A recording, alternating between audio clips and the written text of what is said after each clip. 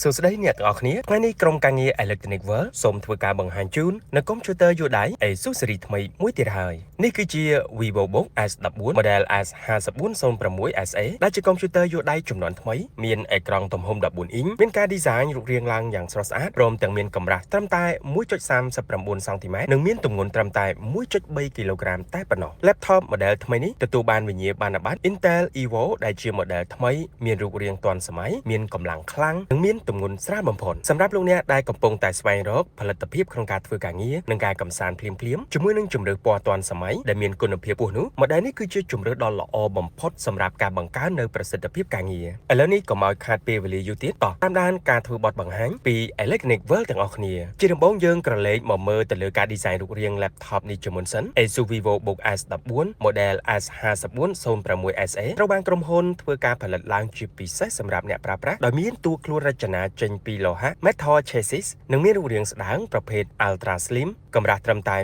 1.39 សង់ទីម៉ែត្រហើយនឹងទម្ងន់ស្រាលគឺត្រឹមតែ 1.3 គីឡូក្រាមតែប៉ុណ្ណោះ ASUS VivoBook S14 ក៏ត្រូវបានធ្វើតេស្តតាមស្តង់ដារនៃភាពរឹងមាំកម្រិត MIL STD 810H ផងដែរដូច្នេះលោកអ្នកដែលជាវ laptop model ថ្មីនេះនឹងទទួលបាននូវភាពជឿជាក់ក្នុងការប្រើប្រាស់កាន់តែខ្លាំង ASUS VivoBook S14 Model S5406SA មានការបំពាក់នៅអេក្រង់ទំហំ14អ៊ីងដែលជាប្រភេទ ASUS Lumina OLED ជាអេក្រង់ដែលឈានមុខគេក្នុងការផ្ដល់នូវរូបភាពបានច្បាស់ត្រជាក់ភ្នែកហើយនឹងមានការគាំទ្រជាមួយនឹងកម្រិតនៃការបង្ហាញរូបភាព Full HD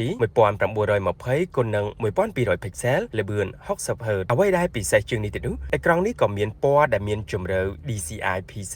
100% ហើយនឹងមានការបញ្ជាក់វិញ្ញាបនបត្រ Display HDR True Black 600ថែមទៀតផងនិយាយទៅជាមួយនឹងការបំពេញការងារផ្សេងៗមិនថាជាអ្នកសិក្សារៀនសូត្រអ្នកធ្វើការងារការិយាល័យឬក៏ជាអ្នកផលិតមាតិកានិងការទស្សនាវីដេអូធានាថានឹងផ្ដល់នូវរូបភាពចេញមកគឺមានគុណភាពខ្ពស់ល្អឥតខ្ចោះតែម្ដងនិយាយពីកម្លាំងម៉ាស៊ីននៅលើ ASUS VivoBook S14 ត្រូវបានបំពាក់ដោយប្រព័ន្ធដំណើរការប្រភេទ Intel Core Ultra ចំនួនចុងក្រោយ Series 2ដែលមាន TDP រហូតដល់35 វ៉ាត់និង NPU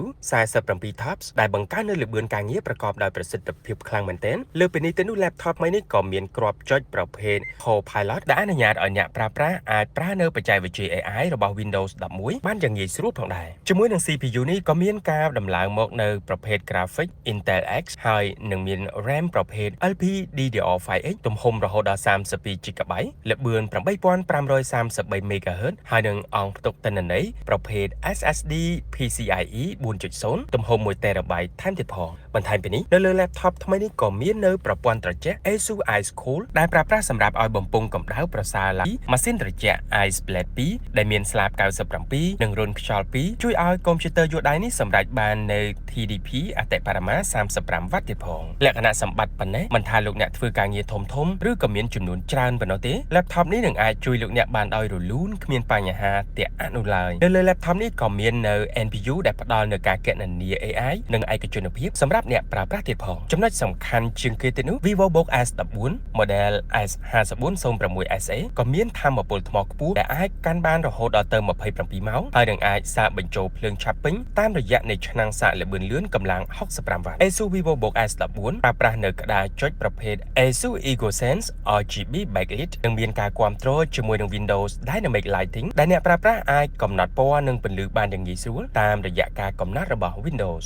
សម្រាប់ការតភ្ជាប់វិញនោះនៅលើ ASUS VivoBook S14 គឺមានរុន Thunderbolt 4 ចំនួន2រុន USB 3.2 Gen 1 Type A ចំនួន2រុន HDMI 2.1 និងរុន Micro SD 1រួមជាមួយនឹងរុន Audio 3.5 mm ផងដែររុនទាំងនេះនឹងភ្ជាប់ឧបករណ៍បន្ថែមបានទៀតដូចជាអេក្រង់ខាងក្រៅ mouse ក្តារចុច speakers និងការជាដើមបន្ថែមពីនេះ laptop នេះក៏មានគន្លឹះភ្ជាប់ដ៏រឹងមាំដែលអាចបើកបានដល់កម្រិតមុំ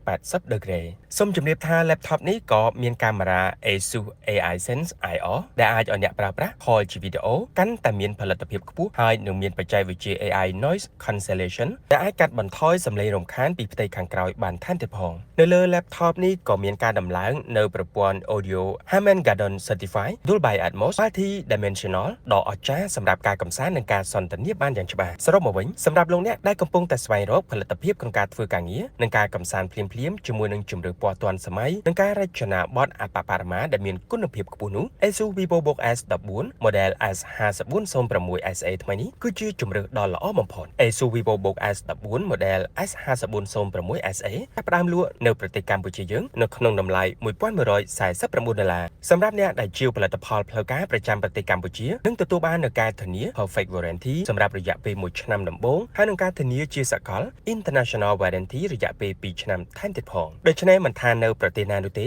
ប្រសិនបើ laptop លោកអ្នកមានបញ្ហាគឺអាចយកទៅជួសជុលបាននៅគ្រប់ ASUS Service Center ដោយគ្មានបញ្ហានោះឡើយហើយអ្វីដែលពិសេសជាងនេះទៅនោះនៅក្នុងរយៈពេលធានា1ឆ្នាំដំបូងនេះប្រសិនបើលោកអ្នកប្រើប្រាស់មានបញ្ហាខូចដូចជាជ្រុះធ្លាក់បាក់បែកផ្នែកណាមួយក្រុមហ៊ុន ASUS នឹងមានការរ៉ាប់រងទៅលើថ្លៃចំណាយ 80% លើការផ្លាស់ប្ដូរ spare part ថែមទៀតផងពិតជាពិសេសមែនទែនសម្រាប់ព័ត៌មានបន្ថែមលោកអ្នកអាចចូលទៅកាន់ ASUS Warranty តាមរយៈតំណភ្ជាប់នេះ